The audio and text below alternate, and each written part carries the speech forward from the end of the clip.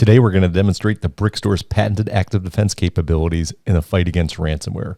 Now, most ransomware attacks today experience data theft before the actual encryption and ransomware event takes place. So the BrickStor would usually detect and stop that threat before they even get to the point where they're encrypting the data. However, for those attacks that don't involve data theft, which is less than 10%, we would still be able to stop that ransomware attack in real time. And our ransomware defense capabilities do not require any training time or learning time while in your environment. They come ready to go, providing you protection from day one as soon as you start using BrickStor SP.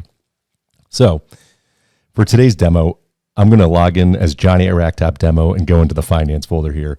And I'm going to play my boring ERP training video. And at the same time, Cindy is logged into her virtual desktop over here. So we're going to go here and play that same boring ERP video from the finance folder there. So we can see both users seeing the same video. Now, unfortunately, my laptop is infected with ransomware. So we're going to launch a ransomware attack from my laptop against the BrickStor. You're going to go see it's going to go and try to encrypt that data, and then eventually the attack's going to get cut off, as well as the video over here. So I can no longer access the share. If I try to access any data on here, I basically am disconnected. I can no longer get to that folder anymore. Meanwhile, other users, Cindy, can still see the video and is still playing as expected. So she's uninterrupted in her work and can still browse the share.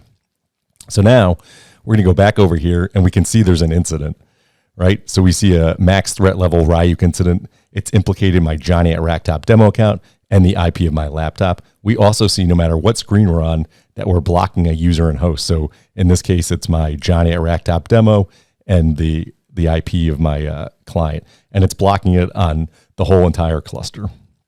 So if I want to go in deeper here, I can see, what's happening right from here, some details, which data set's been attacked, and I can acknowledge that and let everybody know I'm investigating it.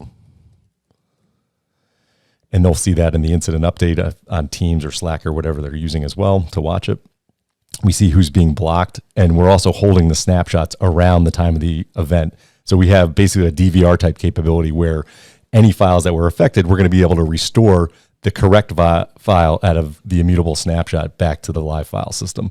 So we can see there were 26 files impacted before we stopped the event in this case, because it was a very fast attack. So we can go in here and actually view those files right from here.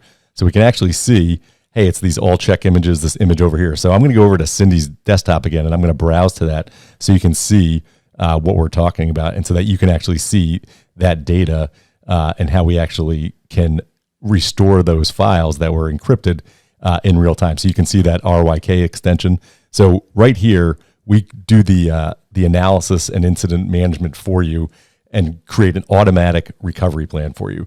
So we know which files to restore from the snapshot and which files to remove from the live file system. So that's all being analyzed by the system for you.